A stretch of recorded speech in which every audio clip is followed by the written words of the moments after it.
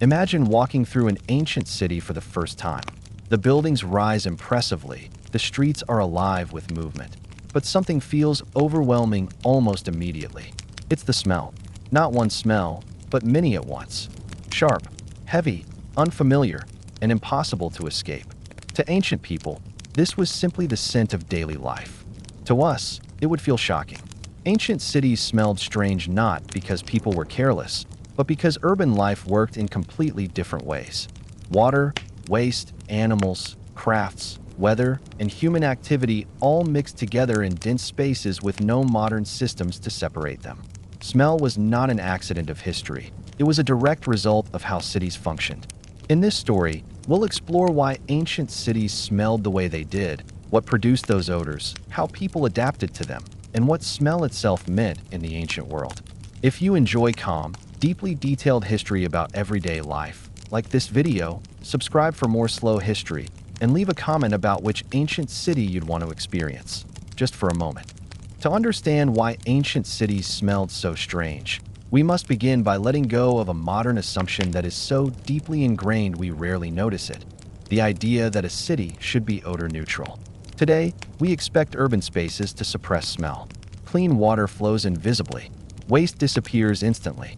Industrial processes are sealed behind walls and filters. When strong odors appear, we treat them as problems to be fixed. Ancient cities operated under an entirely different logic. Smell was not something that could be removed from urban life, because smell was the natural result of how cities functioned.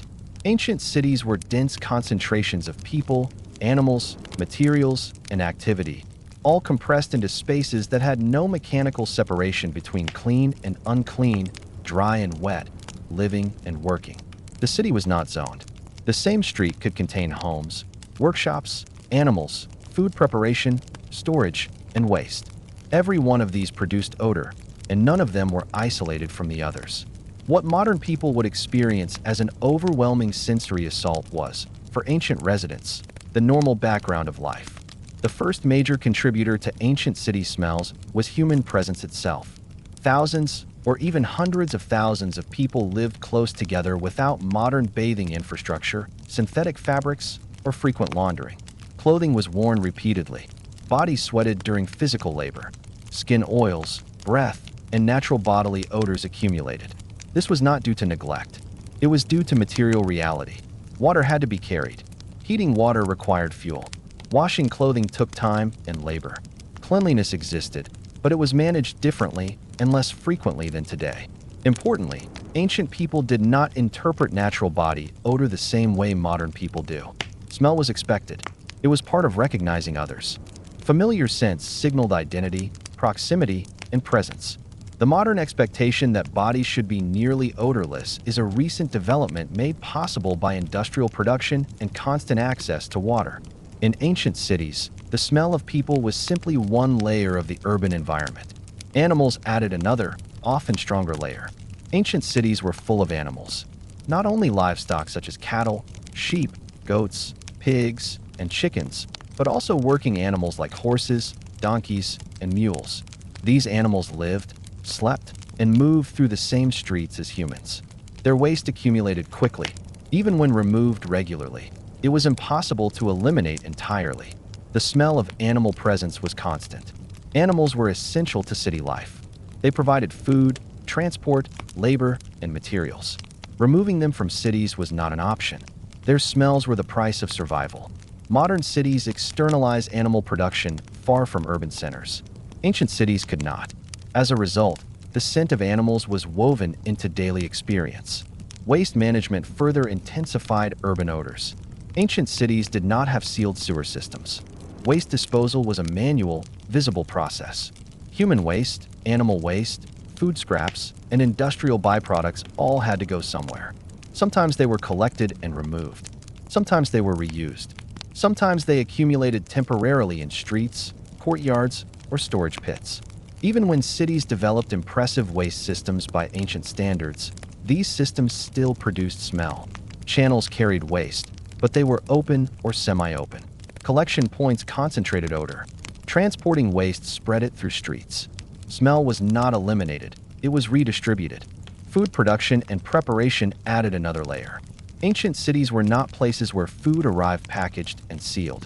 Food was processed inside the city itself. Grain was ground. Fish was cleaned. Meat was cut. Vegetables were washed. Cooking happened in open spaces, often with wood or charcoal fires. Each step released strong scents. Some foods were particularly aromatic. Fermentation, drying, curing, and preservation were essential techniques. These processes produced powerful smells that lingered in the air. Modern cities move most food processing to distant facilities. Ancient cities had no such separation. The smells of food were the smells of survival. Craft production amplified these effects. Ancient cities were centers of manufacturing. Leatherworking, dyeing, metalworking, pottery, soap-making, and textile production all occurred within city walls. Many of these crafts relied on organic materials that produced strong odors during processing. Leatherworking involved soaking hides. Dyeing required fermentation. Soap-making involved fats and ash. These smells were intense and persistent. Craftspeople lived near their workshops. Their workspaces opened directly onto streets or courtyards. There were no industrial zones buffered from residential areas. As a result, industrial smell blended seamlessly with domestic smell. The city became a single, complex scent environment rather than a collection of separated zones. Water, or rather the lack of abundant flowing water, shaped everything. Without pressurized systems, water had to be fetched and reused carefully. Stagnant water collected in basins, channels, and containers. Warm climates intensified evaporation and decay. Even in cooler regions, moisture trapped odors and slowed dispersion. Rain offered temporary relief by washing surfaces, but it also created mud that trapped waste and organic material. When the water evaporated, smells returned, often stronger. Ancient cities did not smell consistently bad or consistently good. They smelled variable. Smell changed with weather, time of day, and season.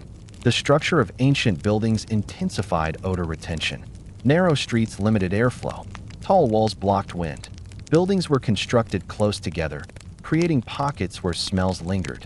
Materials like stone and wood absorbed odors over time. Without modern ventilation, smells accumulated rather than dispersing. Lighting also mattered. Most activity occurred during daylight. At night, limited light reduced movement. Waste removal, cleaning, and industrial work often slowed. Odors built up overnight and were released again with morning activity. The city breathed smell in cycles. Importantly, ancient people were not unaware of these smells, nor were they indifferent. They developed coping strategies. Perfumes, incense, herbs, and scented oils were used widely, not only for luxury, but for daily comfort.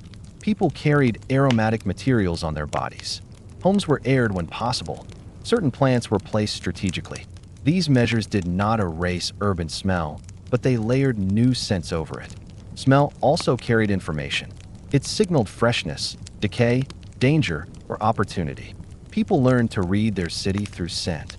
A change in smell meant something had changed. A stronger odor meant accumulation. A new odor meant a new activity or arrival. Smell was part of urban awareness. This sensory literacy is difficult for modern people to imagine because we rely on visual and digital signals. Ancient people relied heavily on smell because it provided immediate, reliable feedback about their environment. In a world without instruments, senses were tools. It is also important to avoid the idea that ancient cities were uniquely unpleasant. They were simply honest about their processes. Modern cities hide their smells by exporting them elsewhere. Waste still exists. Animals still exist. Industry still exists. Their odors are just displaced. Ancient cities smelled strange to us because they reveal everything modern cities conceal. To go deeper into why ancient cities smelled so strange, we now have to focus on the systems that mattered most to urban survival and yet produced the strongest and most persistent odors: waste, water, and sanitation. These were not side issues. They shaped daily movement, social behavior, architecture, and even how people understood health. Ancient cities did not ignore waste and sanitation. They confronted them directly, with tools and knowledge that were effective within their limits but could never fully suppress smell. The result was an urban environment where odor was constant, meaningful, and unavoidable. In ancient cities, waste was not abstract. It was physical, visible, and heavy. Every person produced it daily. Every animal produced far more. Every craft and household activity added to it. Unlike modern systems, which remove waste immediately and invisibly, ancient cities relied on manual collection and temporary storage. This alone guaranteed smell. Even the best organized ancient waste systems still involved accumulation, transport, and exposure. Human waste was managed in multiple ways depending on geography, wealth, and time period. Some cities used pits beneath buildings. Others relied on shared latrines. In some cases, waste was collected from households by workers and transported elsewhere. None of these methods eliminated odor. Pits filled slowly and released gases. Latrines concentrated smell in specific locations. Collection spread smell along routes. The city never fully escaped it. Importantly, waste was not always treated as something purely negative. In agricultural societies, human and animal waste had value as fertilizer. This meant waste was often stored deliberately before being reused. Storage intensified smell. Areas near collection points or transport routes were especially odorous. This was not negligence. It was a calculated trade-off between sanitation and resource efficiency. Animal waste added another layer. Animals lived within city walls, often close to homes. Stables, pens, and courtyards accumulated waste quickly. Even when cleaned daily, residue remained. Warm temperatures accelerated decomposition. Rain redistributed waste into streets and drains. The smell of animals was not occasional, it was continuous. Water management intensified these effects. Ancient cities depended on water sources that were limited, shared, and often reused. Wells, cisterns, fountains, and channels brought water into cities, but rarely with enough volume to flush waste away completely. Water moved slowly. Stagnation was common. When waste entered water channels, smell followed. Some ancient cities built impressive drainage systems, but these systems were open or semi-open.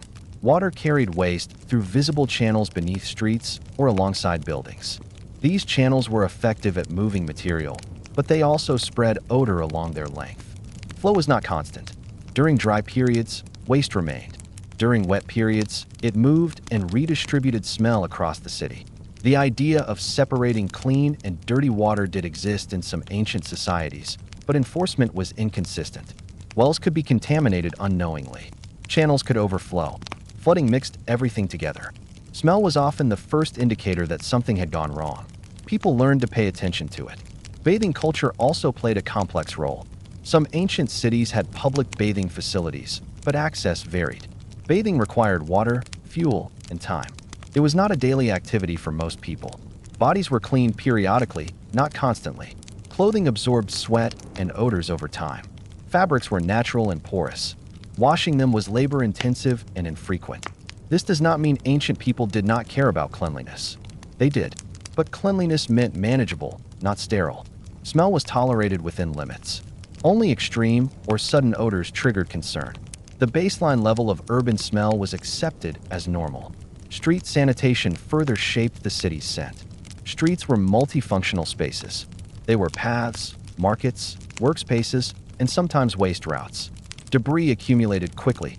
Food scraps, broken materials, and organic waste gathered along edges and in low points. Cleaning happened, but not continuously. Smell built up between cleanings. Weather played a powerful role. Heat intensified odor. Cold slowed decay, but trapped smell near the ground. Rain washed waste into channels, but also created muddy mixtures that held odor longer. Wind dispersed smell unevenly, creating zones of relative relief and zones of concentration. Ancient cities smelled different at different hours of the day. Building design also mattered. Houses were built close together. Ventilation was limited. Courtyards trapped air. Interior spaces absorbed smell from cooking, sleeping, and work. Walls and floors were made of materials that retained odor. Over time, buildings themselves became scented. Fire was both a solution and a contributor. Smoke masked some odors, but added others. Burning wood, charcoal, and organic materials filled the air. Fires were used to cook, heat, and sometimes disinfect. Smoke layered itself over existing smells, creating complex sensory environments rather than eliminating odor. People responded to this environment actively. They did not passively endure it. Herbs, resins, oils, and perfumes were widely used. These were not luxuries reserved for elites. Even modest households used aromatic plants to manage indoor smell.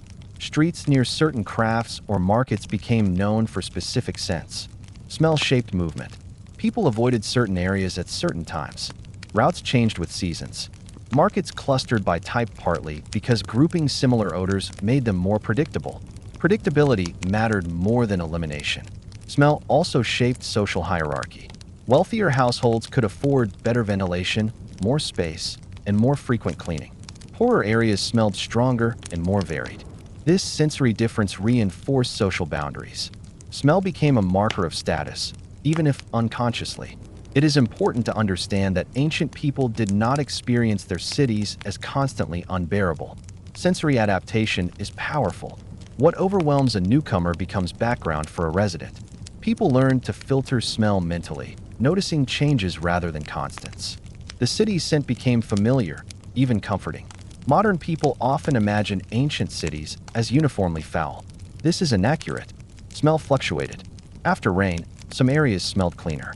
Near bakeries or markets, pleasant smells dominated. During festivals or harvests, the city smelled different again. Urban scent was dynamic. The strangeness we feel today comes from contrast, not absolute difference. Modern cities suppress smell so effectively that any strong odor feels intrusive. Ancient cities accepted odor as information. Smell was part of how people navigated space, time, and risk. In this sense, ancient cities did not smell bad to their inhabitants. They smelled alive. Odor was evidence that things were happening. Food being made, goods being processed, people living together. Understanding this shifts our perspective. The smell of ancient cities was not a failure of civilization. It was the honest sensory output of a world where life happened in the open. To truly understand why ancient cities smelled so strange, we now have to focus on one of the most powerful and underestimated forces shaping urban scent: crafts, industries, and everyday production. Ancient cities were not primarily residential spaces. They were places where things were made. Nearly every object used in daily life: clothing, tools, containers, food, fuel, building materials, was produced inside the city itself, often just steps away from where people slept, ate, and gathered. This constant production filled the air with layered, persistent smells that modern cities have almost entirely pushed out of sight and out of scent. In the ancient world, there was no clear separation between living space and working space. A workshop was often part of a home. A street could host multiple crafts at once. Courtyards doubled as production areas. This meant that the smells of work were not occasional intrusions. They were permanent features of urban life. One of the strongest contributors to ancient city smell was leatherworking. Turning animal hides into usable leather was an essential process, but it produced intense odors at every stage. Fresh hides carried the natural smell of animals. To prevent decay, hides were soaked, scraped, treated, and dried using organic materials.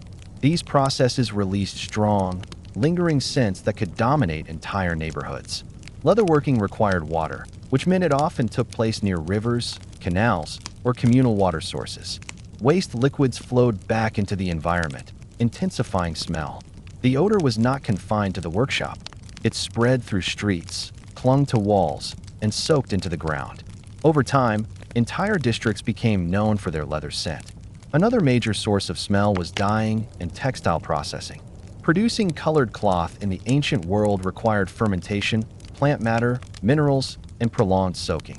Dyes were not neat powders. They were living mixtures that changed over time. Some were heated. Others were left to ferment for days or weeks. The result was a complex, often unpleasant odor that lingered long after the cloth was removed. Textile work was widespread because clothing was essential and labor-intensive. Spinning, weaving, washing, and dyeing happened constantly. The smell of wet fibers, plant dyes, and heated mixtures blended with smoke from fires used to process them. Streets near textile production carried a recognizable scent that marked them clearly. Food-related industries were another dominant factor. Ancient cities processed food continuously, not in distant facilities. Fish processing, in particular, produced strong smells.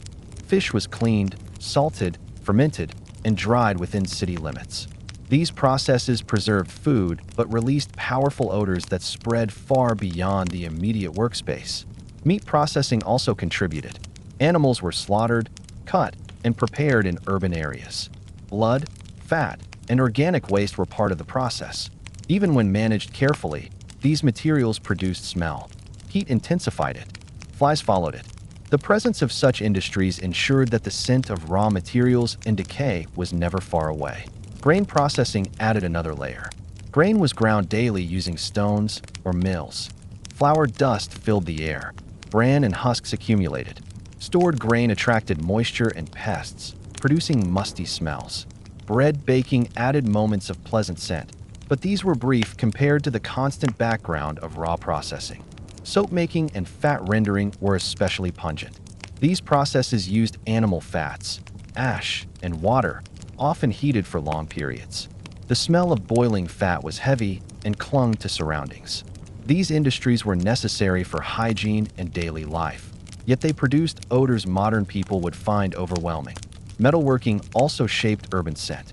Smelting and forging released smoke, heated metal smells, and chemical odors from fluxes and treated materials. Fires burned constantly. Charcoal smoke mixed with metallic scents and organic materials used in the process. These smells did not vanish quickly. They settled into buildings and streets. Pottery production contributed earthy, mineral smells. Clay was dug, soaked, shaped, and fired. Kilns burned for long periods, releasing smoke and heat. Fired clay carried its own scent, especially when freshly made. Entire neighborhoods could smell of earth and fire. Even construction itself produced smell. Lime used in building had a sharp odor. Fresh wood released resin scents. Newly built structures smelled different from old ones. Cities were constantly under construction or repair, adding another layer to the sensory environment.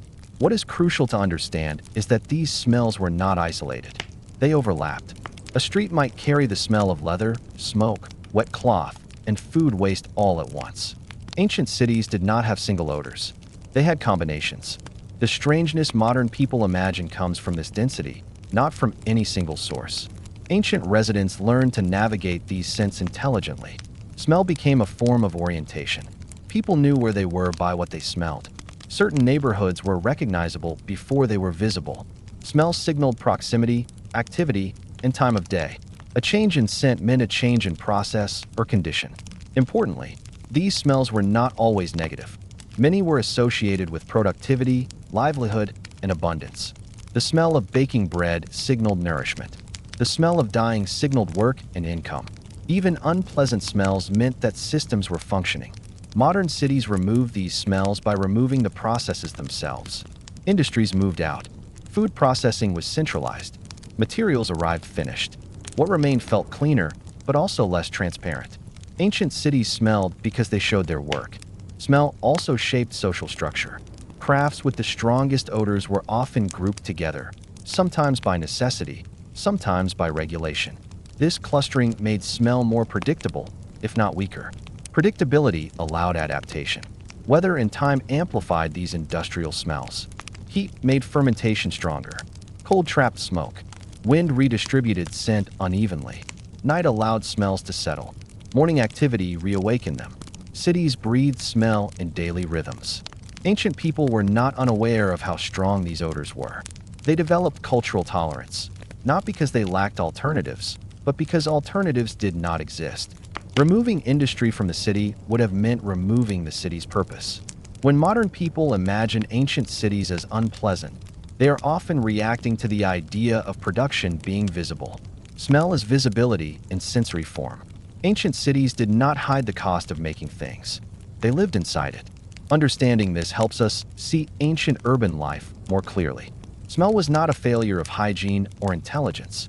It was the unavoidable byproduct of a world where survival required constant, localized production.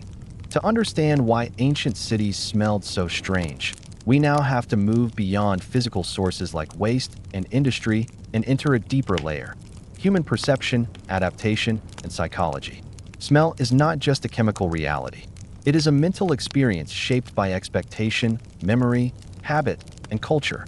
Ancient cities did not merely contain strong smells. They trained people to live inside them. Over time, Those smells stopped being background noise and became part of how people understood place, safety, danger, and belonging.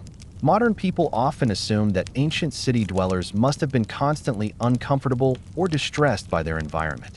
This assumption misunderstands how human senses work. Smell, more than any other sense, is highly adaptable. What feels overwhelming to a newcomer fades rapidly for a resident. Ancient cities smelled strange to outsiders, travelers, or newcomers.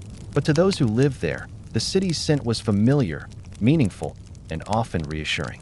From childhood, ancient urban residents were immersed in the city's smellscape. Babies were carried through streets full of smoke, animals, food, and human activity. Children grew up playing in courtyards filled with cooking smells, damp stone, and craft residue. Their sensory baseline formed early. What modern people would label bad smells were simply normal environmental signals. Discomfort came not from strength, but from change. This is a critical point. In ancient cities, smell functioned as information. A stable smell meant stability. A sudden new smell meant something was wrong or different. People paid attention not to constant odors, but to variations. A sharper waste smell might signal blocked drainage. A sour water smell could indicate contamination. A strong animal smell might mean overcrowding. Smell was an early warning system. Ancient people therefore developed a high level of olfactory literacy. They could distinguish between ordinary and concerning odors far more precisely than most modern people. What feels like one overwhelming scent to us would have been broken down mentally into components by a trained resident. Smoke, fat, dampness, animal presence, fermentation, each had meaning. This literacy shaped behavior. People chose routes through the city based on smell as much as distance. They knew which streets were tolerable in the morning but unpleasant in heat. They knew when to avoid certain areas. Smell guided movement quietly and constantly. Smell also shaped memory. In ancient cities, memories were not primarily visual. Streets looked similar. Buildings repeated patterns. Smell differentiated places. A childhood memory might be tied to the scent of bread near a bakery or wet stone near a fountain. These associations anchored people emotionally to specific neighborhoods. Because of this, smell became part of identity. Cities were recognizable by scent long before they were visible. Travelers described cities by their smells. Residents took pride in familiar scents and discomfort in unfamiliar ones. A city that smelled right felt safe. One that smelled wrong felt hostile or disordered. This psychological anchoring explains why ancient people rarely attempted to eliminate smell entirely. Total odorlessness would have felt unnatural. Silence can feel unsettling when one is used to sound. Odorlessness can feel equally strange in a scent-rich environment. Smell reassured people that life was happening. Smell also reinforced social boundaries. Certain occupations carried recognizable odors. Craftspeople, laborers, and traders were identified by scent as much as by clothing. This was not necessarily stigmatizing. It was descriptive. Smell communicated what kind of work someone did and where they likely belonged. Over time, people learned to interpret these cues quickly. Smell helped identify strangers, newcomers, or outsiders. Someone who smelled wrong might simply be unfamiliar with local conditions. This did not always provoke hostility, but it did signal difference. At the same time, ancient societies developed methods to layer scent, not erase it. Perfumes, oils, herbs, and resins were used strategically. These were not attempts to neutralize the city's smell, but to modify personal scent within it. People carried pleasant aromas on their bodies as markers of care, status, or ritual cleanliness. Importantly, these scents mixed with existing odors rather than replacing them. The result was a complex sensory environment where pleasant and unpleasant scents coexisted. Ancient cities did not smell uniformly bad or good. They smelled alive. Relief from smell was rare but noticeable. After rain, streets smelled cleaner for a time. Near open water or gardens, air felt lighter. These moments stood out precisely because they contrasted with the norm. Smell shaped emotional response to weather and season. Seasonality mattered enormously. In warm months, smells intensified. Heat accelerated decay and fermentation. Cold months suppressed some odors, but trapped others closer to the ground. Ancient residents adjusted expectations accordingly. Complaints about smell often appear in historical sources during specific seasons, not year-round. Nighttime altered smell perception as well. Reduced activity allowed certain odors to settle. Fires burned differently. Waste collection schedules affected scent patterns. Morning brought renewal and release of smells as activity resumed. Cities had daily scent rhythms that people learned intuitively. It is also crucial to understand that ancient people did not associate smell with moral failure in the same way modern societies often do. Today, bad smell implies neglect or irresponsibility. In ancient cities, smell implied density and productivity. A strong-smelling city was a busy city. Odors signaled population, trade, and activity. Attempts to improve smell focused on management, not elimination. Better drainage, improved airflow, strategic placement of industries. These measures reduced extremes but did not aim for neutrality. Neutrality was neither possible nor desirable. Modern disgust toward ancient smells often reflects modern values more than ancient reality. We equate cleanliness with invisibility. Ancient people equated order with familiarity. Smell played different roles in each system. When ancient writers complained about smell, they rarely complained about smell in general. They complained about specific changes, unusual decay, unexpected pollution, or sudden imbalance. This distinction is important. The presence of smell was normal. Its abnormal variation was concerning. Understanding this psychological adaptation changes how we interpret ancient cities. They were not constant sensory assaults. They were environments people understood deeply. Smell was not endured blindly. It was read, interpreted, and incorporated into daily decision-making. Modern people entering an ancient city would be overwhelmed not because the city was uniquely unbearable, but because modern senses are untrained. We expect smell to be suppressed. Ancient people expected it to speak. To continue understanding why ancient cities smelled so strange, we now have to look at how ancient communities and authorities attempted to manage smell at a collective level. Contrary to a common modern assumption, ancient cities were not indifferent to odor. People noticed it, discussed it, and tried, within the limits of their technology and knowledge, to control it. What made ancient cities smell so different from modern ones was not a lack of concern, but a lack of tools that could truly separate urban life from its sensory consequences. Ancient city governments did not think in terms of eliminating smell entirely. That idea would have been unrealistic. Instead, they focused on containment, regulation, and predictability.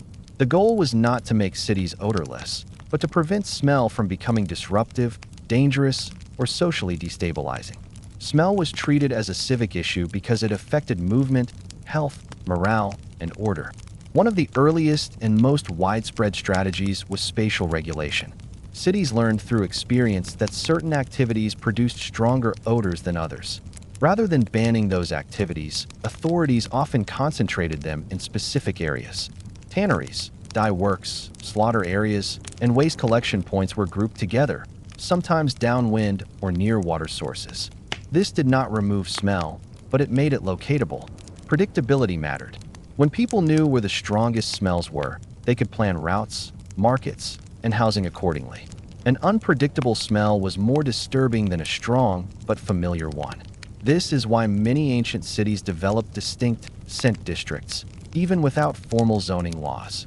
Street layout also played a role. Wider streets allowed more airflow and diluted odor. Narrow alleys trapped it. Some cities invested in broad main roads not only for movement, but for ventilation. Courtyards and open squares acted as breathing spaces where air could circulate. These design choices were practical responses to sensory experience, not abstract planning principles. Water management was another area of civic intervention. Ancient authorities understood that moving water reduced smell, even if it did not eliminate waste. Aqueducts, channels, fountains, and drains were built not only for supply, but for flushing. Flow mattered. Stagnant water smelled worse. Even slow movement helped disperse odor. Maintenance was constant. Channels had to be cleared. Fountains had to be cleaned. When maintenance failed, smell intensified quickly. Many ancient complaints about odor appeared during periods of neglect, crisis, or rapid population growth, times when systems were overwhelmed. Waste removal was often regulated through schedules. Certain hours were designated for disposal or collection. This concentrated smell into predictable windows rather than spreading it constantly. Nighttime removal was common because fewer people were exposed. Again, the goal was not elimination, but management. Authorities also regulated animal presence. Animals were essential, but uncontrolled numbers intensified smell and disease. Some cities restricted where animals could be kept or moved. Markets had designated areas. Stables were placed strategically. These measures reduced overlap between animal waste and dense human activity. Public facilities reflected similar thinking. Shared latrines, bathhouses, and washing areas were placed where water access and airflow could mitigate odor. They were cleaned communally. Their presence concentrated smell, but prevented it from spreading randomly through private spaces. Importantly, civic smell management was not always top-down. Neighborhoods developed their own rules and habits. Shared responsibility mattered. If one household neglected waste or drainage, nearby households suffered. Social pressure enforced basic maintenance. This communal aspect is crucial. Ancient cities relied on social enforcement more than legal punishment. People were reminded, shamed, or persuaded to maintain acceptable conditions. Smell became a social signal. A household associated with excessive odor risked reputational damage. Smell was also tied to ideas of health, though not in a modern scientific sense. Many ancient societies believed that foul air could cause illness. While their explanations differed from modern understanding, their observations were not wrong. Poor sanitation correlated with disease. Smell was an indicator, even if the mechanism was misunderstood. As a result, authorities sometimes intervened when smell reached certain thresholds. Markets could be moved temporarily. Activities could be restricted during extreme heat. Fires were sometimes used to cleanse air. These measures were imperfect, but they reflect active engagement rather than indifference. Civic rituals also played a role. Certain times of year involved cleaning, clearing, or renewal. Streets were swept. Waste was removed. These events temporarily changed the city's smell and reinforced collective responsibility. The contrast made the normal state more acceptable. It is important to note that ancient cities varied widely. Climate mattered. Coastal cities had stronger fish and salt smells. Inland cities had more animal and craft odors. Dry climates trapped dust and decay. Wet climates spread rot differently. There was no single ancient city smell, only a shared sensory logic. Travelers often commented on these differences. Smell was one of the first things noticed when entering a new city. This does not mean cities were constantly unbearable. It means they were distinct. Smell functioned as an identity marker, like architecture or dialect. Over time, some cities became known for managing smell better than others. This reputation attracted trade and migration. Cleanliness, even when relative, had economic value. Authorities understood this and invested accordingly when resources allowed. Yet limits remained. Without sealed systems, without chemical treatment, without pressurized water, smell could not be erased. The best-managed ancient city still smelled stronger than a modern one. That difference is not a failure. It is a reflection of technological boundaries. What modern people often miss is that ancient city dwellers judged success differently. A city that smelled stable was acceptable. A city that smelled unpredictable was concerning. Stability signaled functioning systems. Unusual smells signaled breakdown. This perspective explains why ancient texts sometimes praise cities that modern readers might still consider unpleasant. Praise was relative. Improvement mattered more than perfection. As technologies slowly advanced, some smells diminished. Better drainage reduced certain odors. Improved construction improved airflow. But these changes were gradual and uneven. For most of antiquity, smell remained an unavoidable companion of urban life. Understanding ancient civic responses to smell reveals something deeper. Ancient cities were sensory systems. They were not designed to silence senses, but to manage them. Smell was part of how cities communicated with their inhabitants. It told people when systems were working and when they were failing. Modern cities replaced sensory feedback with invisible indicators and data. Ancient cities relied on the nose. This difference is why ancient cities smell so strange to us. We are encountering a world where life was not hidden, filtered, or sanitized out of perception. We are smelling reality as it happened. To fully understand why ancient cities smelled so strange, we now have to confront a reality that is often uncomfortable but essential. Not everyone experienced the city's smell in the same way. Smell was deeply tied to class, wealth, power, and position. Ancient cities did not have a single, uniform sensory experience. They contained many overlapping smell worlds, and where a person lived, worked, and moved determined which of those worlds they inhabited most intensely. Modern people often imagine ancient cities as equally unpleasant for everyone. This flattens reality. In truth, ancient urban smell was unevenly distributed, just like comfort, safety, and opportunity. Smell followed social structure. At the most basic level, space determined exposure. Wealthier households generally occupied larger dwellings with courtyards, thicker walls, and better airflow. These features diluted odor. Courtyards allowed smoke and smells to rise and disperse. Multiple rooms separated living space from waste, cooking, and work. Even without modern sanitation, these design elements reduced intensity. Poorer residents lived in smaller, more crowded spaces. Multiple people often shared a single room. Cooking, sleeping, storage, and work happened in the same place. Waste was closer. Airflow was limited. Smell accumulated faster and lingered longer. This was not because poorer people cared less about cleanliness, but because they had fewer options to manage it.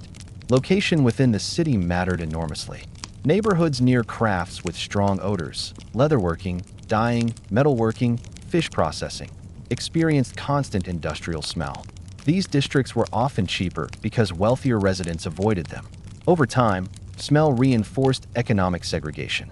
Certain areas became associated with strong, persistent odors, which discouraged investment and movement.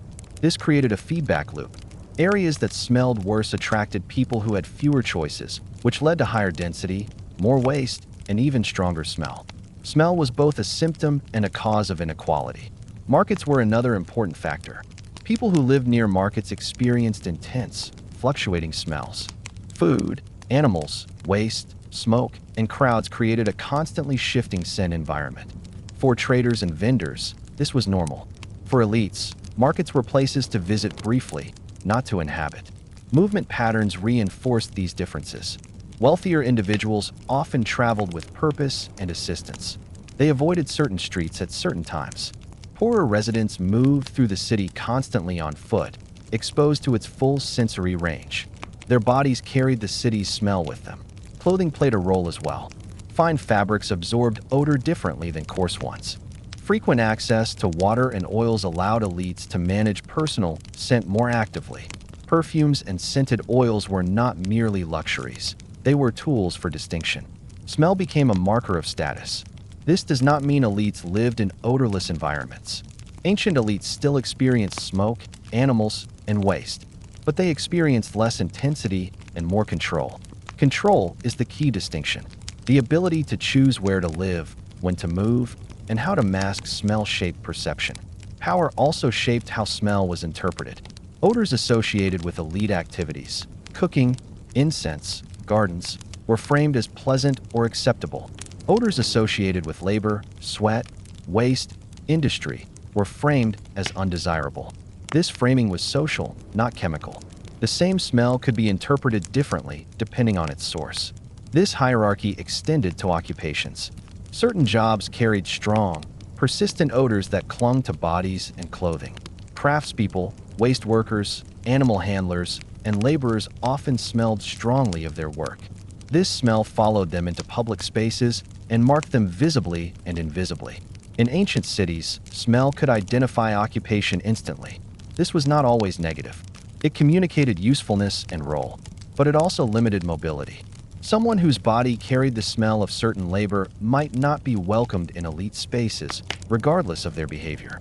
This is one reason why scent masking became important. Oils, herbs, and smoke were used not only for comfort, but for social navigation. Reducing or altering smell could change how a person was perceived. Smell management became a form of social strategy. Power also shaped civic response to smell. Complaints from influential groups were more likely to be addressed. If a strong-smelling activity affected elite areas, authorities intervened more quickly. If it affected poorer districts, it was tolerated longer. This uneven response reinforced inequality. Ancient records reflect this bias. Texts often describe smell as a problem when it intrudes into elite experience, not when it dominates poor neighborhoods. This selective attention shapes modern interpretation as well. We hear about bad smells when they bothered those who had voices. Smell also played a role in social exclusion. Outsiders, newcomers, travelers, migrants were often identified by smell before speech. They carried different scent profiles shaped by different cities, diets, and habits. This made smell a boundary marker between us and them. Over time, residents internalized the smell of their own city as normal and even comforting. Other cities smelled wrong. This created emotional attachment. Smell anchored belonging. Class differences in smell perception also affected memory. For elites, smell might be something to escape or control. For laborers, it was part of daily rhythm. These different relationships shaped how people remembered their city. It is important to stress that ancient people did not necessarily think of smell in moral terms. They did not believe that strong smell meant moral failure, but they did associate smell with place and role. A city was expected to smell like a city, a workshop like a workshop, a home like a home. When smells crossed these expectations, discomfort followed. This expectation-based system explains why ancient people could tolerate what modern people cannot. Their tolerance was not infinite. It was structured. Smell had rules. As cities grew, these rules were strained. Population increased faster than infrastructure. Crafts expanded. Waste accumulated more quickly. Smell intensified. Social tension rose accordingly. Complaints increased not because people suddenly became sensitive, but because systems were reaching their limits. Eventually, technological changes began to alter this balance. Improved drainage, better construction, and changes in urban organization slowly reduced some odors. But for most of antiquity, smell remained a constant, uneven companion of city life. Understanding this class-based experience of smell changes how we imagine ancient cities. They were not uniformly unpleasant. They were stratified, just like every other aspect of life. Smell followed power. This also reveals something uncomfortable about modern cities. We have not eliminated urban smell. We have redistributed it. Industrial odors, waste processing, and animal production have been moved away from centers of power. The people who live near them experience what ancient urban poor once did. Ancient cities smell strange to us because they did not hide inequality behind distance. Everything happened close together. Smell made that visible. To fully understand why ancient cities smelled so strange to us, we now have to step outside the city itself and look through the eyes of outsiders, travelers, merchants, migrants, diplomats, and visitors who entered these cities temporarily. Much of what modern people believe about ancient urban smell comes not from residents, but from those who did not belong. Their reactions, descriptions, and judgments shaped how ancient cities were remembered, recorded, and later imagined. Smell, for outsiders, was often the most immediate and shocking difference, and that shock left a lasting historical footprint. Ancient travelers experienced cities differently because they arrived without sensory adaptation. They were not trained by childhood exposure. Their noses were calibrated to different environments: rural air, smaller towns, coastal winds, or other cities with different industries. When they entered a large, dense urban center, their senses were overwhelmed not by any single odor, but by density itself. What residents perceived as layered and meaningful, outsiders experienced as chaotic and intense. This is a crucial distinction. Smell is not just about strength, it is about familiarity. A smell that feels normal to one person can feel unbearable to another if it breaks expectation. For travelers, ancient cities violated expectation immediately. Arrival itself was often the most powerful moment. City gates opened into compressed environments where air circulation changed suddenly. Roads narrowed. Activity intensified. Animals, people, workshops, food, smoke, and waste converged. For someone coming from open space, the shift was dramatic. Smell was the first signal that they had crossed a boundary. Travelers frequently described cities in sensory terms because smell communicated what sight could not. Buildings looked impressive, but smell revealed how life functioned inside them. Descriptions often focused on what felt excessive or overwhelming, not because it was abnormal, but because it was unfamiliar. Merchants were especially sensitive to urban smell. Their livelihoods depended on movement, storage, and quality. They paid attention to odors that might indicate spoilage, contamination, or risk. A city that smelled strongly of certain industries signaled opportunity and danger at the same time.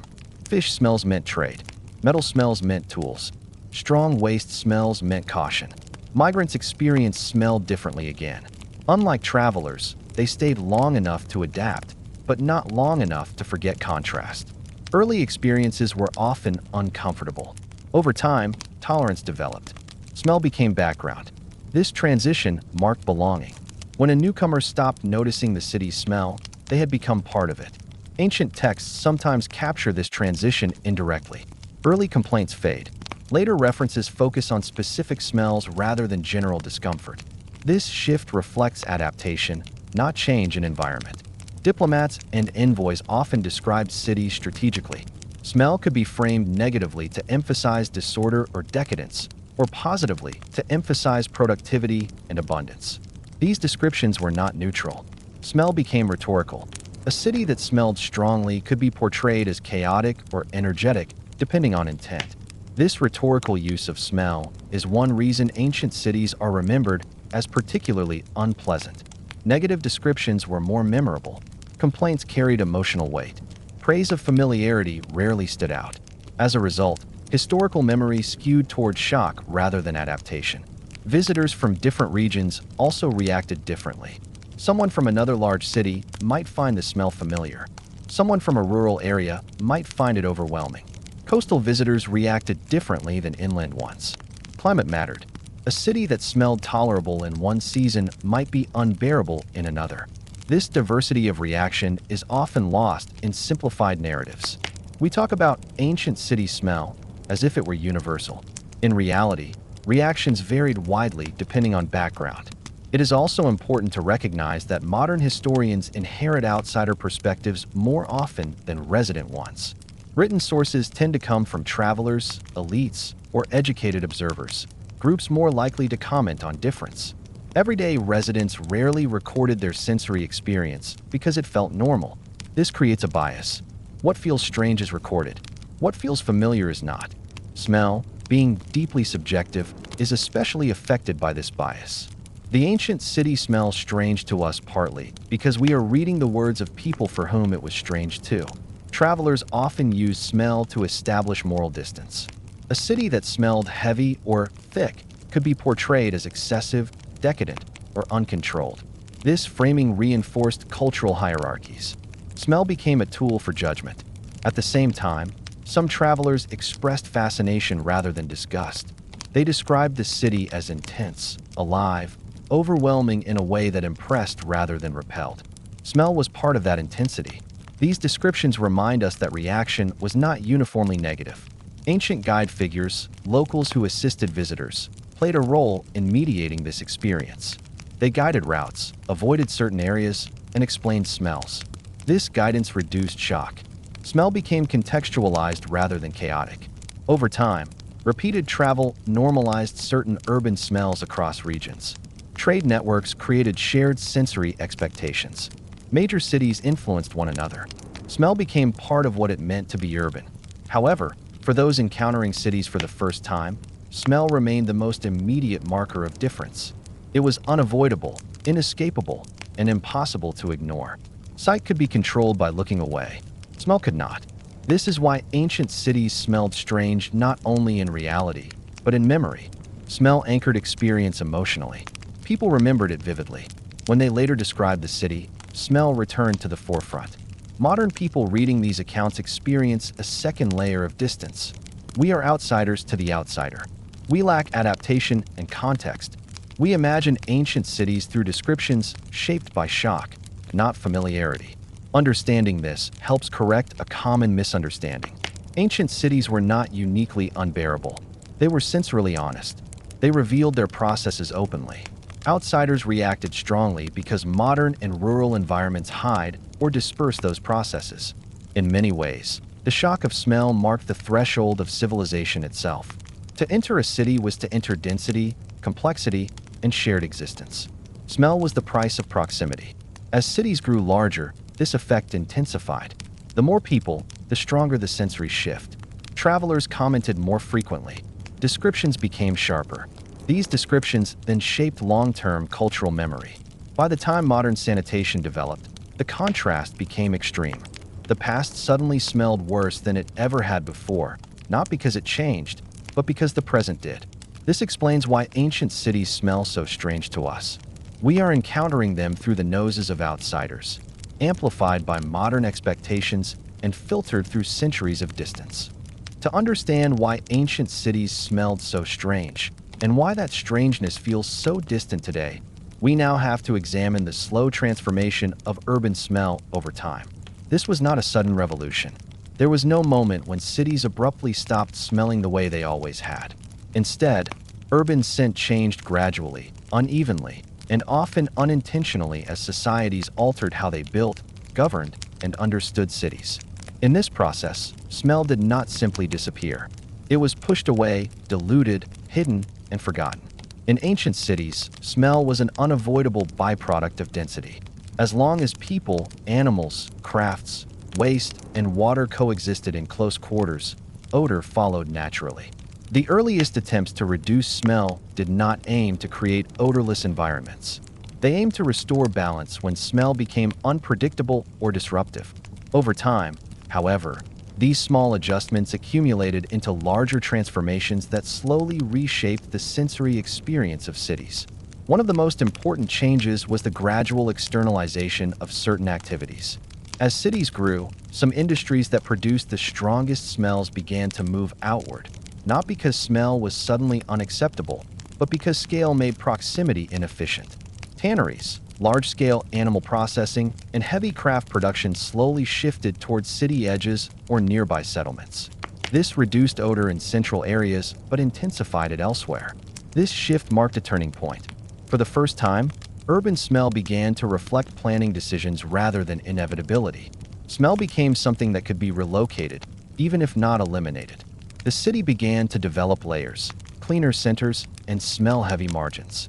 This spatial separation laid the foundation for later zoning, even though ancient people did not think in those terms. Water management also evolved. Improvements in channeling, drainage, and flow reduced stagnation in some areas. Moving water carried waste away more efficiently, which reduced the duration of certain smells, even if it did not prevent them entirely. Where water flowed consistently, odor became less intense and more predictable. These changes mattered psychologically. Predictable smell is easier to tolerate than sudden or variable odor.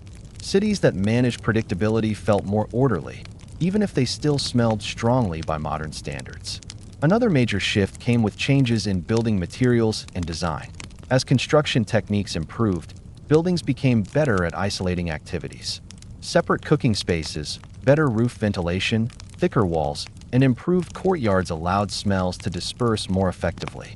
Interiors trapped less odor. Living spaces felt more controlled. This architectural evolution did not eliminate smell, but it changed its distribution. Smell became more localized and less communal. This subtle shift altered how people perceived responsibility. Smell was no longer always shared equally. It became associated with specific spaces and practices. Over time, this led to a new idea: that smell could indicate mismanagement, not just density. When odor appeared in places where it was not expected, it suggested failure. This idea marked a psychological shift away from ancient tolerance toward modern sensitivity. Another long-term change involved waste perception. In ancient cities, waste was part of a cycle. It was reused, stored, and managed visibly. As economies evolved and trade networks expanded, waste lost some of its value. When fertilizer and materials could be sourced elsewhere, urban waste became less useful and more burdensome. This shift encouraged faster removal rather than reuse. Waste began to leave cities more completely. As a result, smell diminished in some areas and intensified in others, often outside the city. Urban centers smelled cleaner, while surrounding zones absorbed the burden. This pattern continues today. Modern cities often smell clean not because waste no longer exists, but because it has been moved far away. Cultural attitudes also changed slowly. As cities grew larger and more complex, people encountered more strangers. Smell became a factor in social comfort.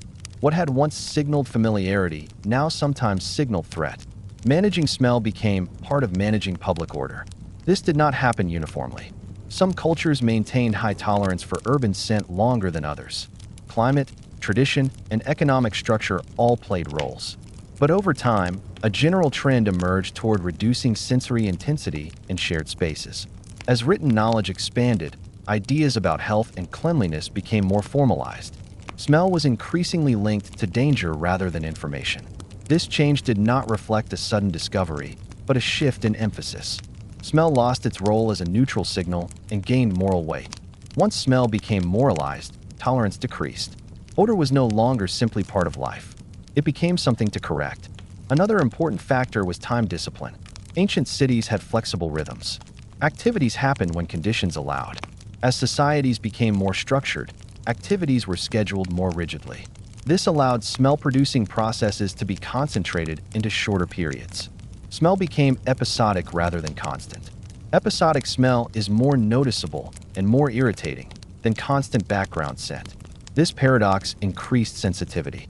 People noticed smell more because it appeared less often. What had once blended into daily life now stood out. At the same time, elites increasingly withdrew from public space. As private residences became more comfortable, wealthy people spent less time in streets and markets. Their tolerance for public odor declined. Their influence shaped urban priorities. Smell management became a marker of civilization. Cities that reduced odor were seen as advanced. Those that did not were seen as backward. This value judgment shaped later historical narratives. Over centuries, these incremental changes accumulated into a profound transformation. Cities slowly stopped smelling like their processes. Production moved out. Waste moved away. Animals disappeared from streets. Water flowed invisibly. Air circulation improved. By the time modern sanitation systems emerged, much of the sensory work had already been done culturally and spatially. Technology completed a transition that had begun long before. What was lost in this process is often overlooked. Ancient cities were sensory transparent. You could smell what sustained you. Food, work, waste, and life itself were perceptible. Modern cities are sensory opaque. They hide their functioning. This concealment brings comfort, but also distance. We no longer smell how things are made. We no longer smell where waste goes. We no longer smell density as a shared condition. Smell has been removed from civic awareness. When modern people encounter descriptions of ancient city smell, they react strongly because those descriptions reveal a world where nothing was hidden. That honesty feels shocking. Ancient cities smelled strange not because they were poorly designed, but because they exposed reality. Modern cities feel cleaner because they hide it. Understanding this transformation allows us to see ancient urban smell not as a flaw, but as a feature of a world that demanded constant sensory engagement. Smell connected people to place, process, and presence. To fully understand why ancient cities smelled so strange, we now need to step back and ask a deeper question. What did smell actually mean in the ancient world? Up to this point, we have explored physical sources, social structure, psychology, outsiders' reactions, and long-term change. But none of that fully explains why smell mattered so much. In ancient cities, smell was not just an inconvenience or a background condition. It was a language. It communicated safety, danger, order, disorder, prosperity, neglect, belonging, and exclusion. Smell was one of the primary ways people understood their city and their place within it. In modern life, smell has been largely stripped of meaning. We treat it as something to be eliminated or neutralized. When it appears, we label it a problem. Ancient societies did the opposite. They treated smell as information. This difference explains why ancient cities smelled the way they did, and why that smell felt normal, even necessary, to those who lived there. Ancient cities operated without constant visual monitoring systems, without chemical testing, without mechanical indicators. Smell filled that gap. It provided immediate feedback about what was happening in the environment. A familiar smell meant continuity. An unfamiliar one meant change. People learned to trust their noses because there were few alternatives. For example, water safety was often judged by smell before taste. A well that smelled wrong was avoided. A channel that emitted unusual odors signaled blockage or contamination. This sensory judgment was not perfect, but it was often effective enough to prompt caution. Smell became an early warning system long before scientific explanation existed. Food quality was also assessed through smell. Fermentation, spoilage, and contamination all altered scent. Ancient people were highly attuned to these changes. What modern people consider bad smells were not automatically rejected, Context mattered. Certain strong smells indicated preserved food rather than spoiled food. Knowing the difference was essential for survival. Smell also communicated activity levels. A city that smelled strongly was a city in motion. Cooking, crafting, trading, animal movement, and waste removal all produced scent. A city that smelled unusually quiet or empty could signal decline, abandonment, or danger. Silence and lack of smell were not always reassuring. In this sense, smell was tied to life itself. It was evidence that people were present, working, eating, and interacting. A living city smelled alive. Removing smell entirely would have felt unnatural, even unsettling. Smell also structured time. Certain smells appeared at certain hours. Morning fires, midday markets, evening waste removal, all had characteristic scents.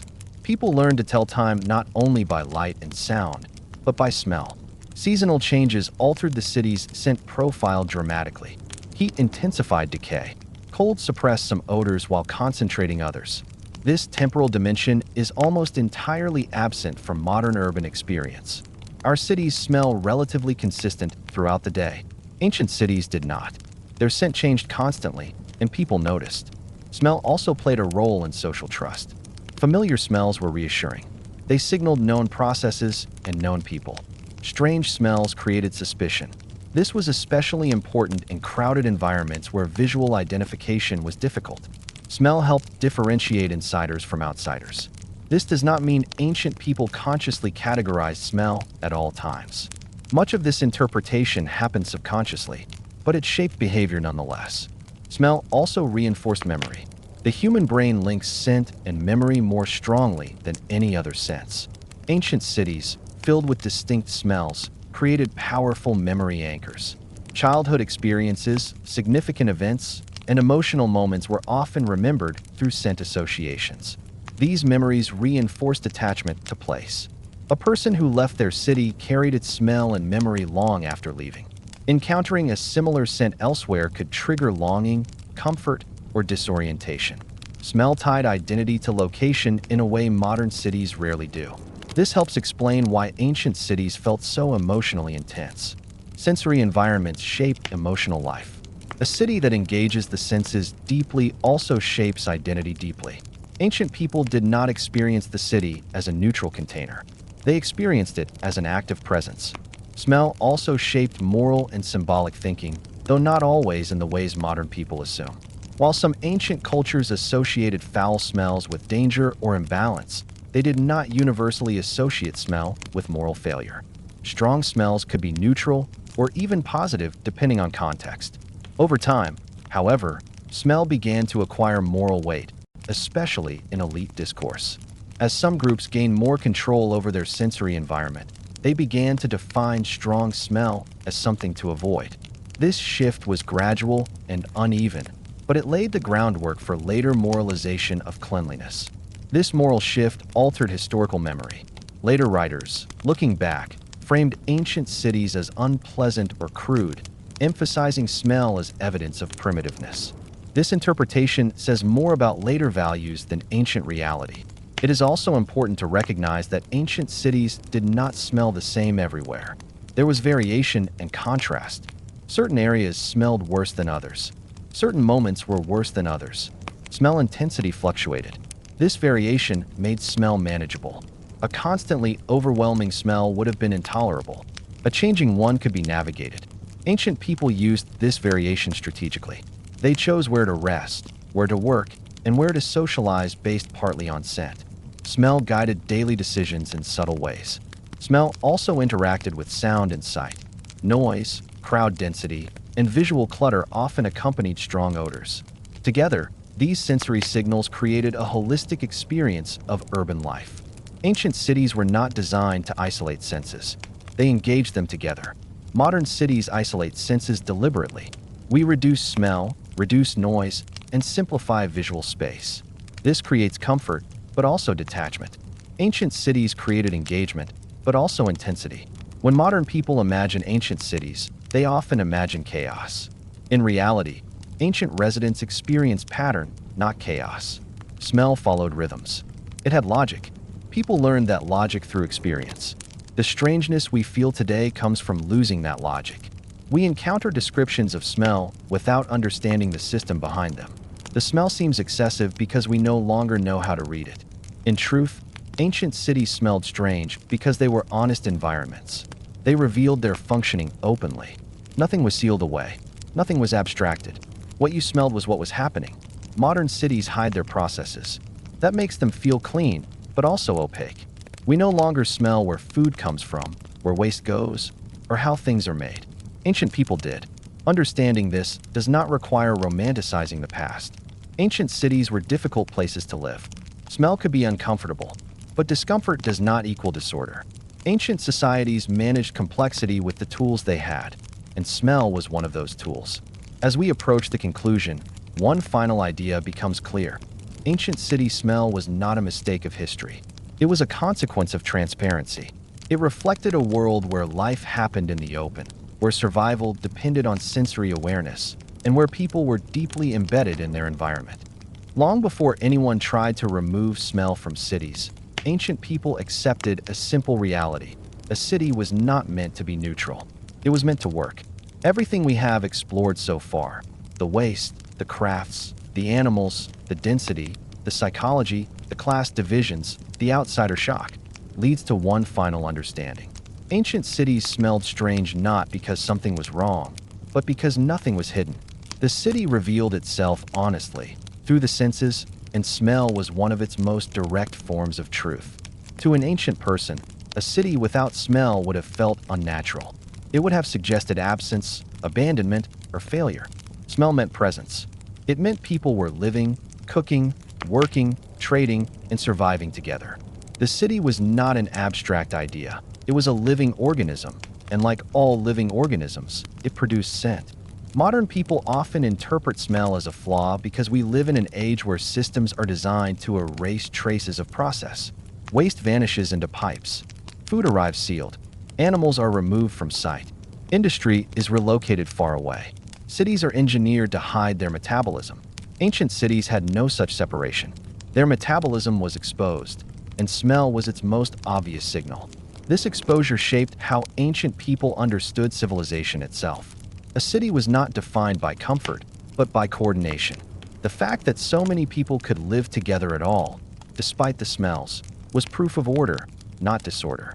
Smell was the cost of proximity, and proximity was the foundation of urban life. When we say ancient cities smelled strange, what we really mean is that they smelled different from our expectations. Our expectations are shaped by modern technology, not by human history. For most of civilization, smell was not something to be eliminated. It was something to be managed, interpreted, and tolerated within limits. Ancient people developed those limits carefully. They did not accept chaos. They recognized when smell crossed from normal to dangerous. They responded when odors signaled contamination, neglect, or imbalance. Smell had thresholds. Those thresholds were learned through experience, not science. This is an important distinction. Ancient cities were not passive victims of smell. They were active negotiators with it. Streets were cleaned when needed. Waste was moved when it accumulated too much. Industries were grouped to control spread. Water was redirected to flush problem areas. None of this eliminated smell, but it kept it within a range that society could function inside. Smell also acted as a shared burden, and that shared burden reinforced collective responsibility. When everyone smelled the city, everyone had a stake in keeping it livable. Modern cities often hide the consequences of neglect until systems fail catastrophically. Ancient cities felt failure immediately through the senses. This immediacy shaped behavior. People did not need reports or inspections to know something was wrong. They could smell it. That awareness created a form of accountability that modern systems often lack. Over time, as we explored in earlier chapters, this relationship changed. Smell was slowly pushed away from centers of power. Certain groups gained the ability to insulate themselves. Once insulation became possible, tolerance decreased. Smell began to be associated with failure rather than function. This shift did not happen because ancient people suddenly became cleaner or wiser. It happened because technology allowed distance. Distance changed perception. Once elites could avoid smell, smell became unacceptable. From that point onward, history began to rewrite itself. The past started to smell worse in memory than it ever did in reality. Ancient cities were described as filthy, chaotic, and unbearable, not because they were uniquely so, but because modern standards were being projected backward. This projection is misleading. It causes us to misunderstand how ancient societies actually worked. It makes us think they endured something we would not, rather than recognizing that they lived within a different sensory logic. Ancient cities were not designed to comfort individuals. They were designed to sustain populations. Comfort was secondary to survival. Smell was tolerated because it was inseparable from the processes that kept people alive. Understanding this changes how we think about progress. Progress is not simply the removal of discomfort. It is the rearrangement of where discomfort exists. Modern cities did not eliminate smell, they displaced it. Waste treatment plants, industrial zones, landfills, and distant farms now carry what ancient streets once did. The difference is that we no longer experience it daily. That distance creates the illusion of cleanliness, but also disconnects us from consequence. Ancient people lived closer to the results of their actions, literally and sensorially. This closeness shaped values. It created societies that understood limits intuitively.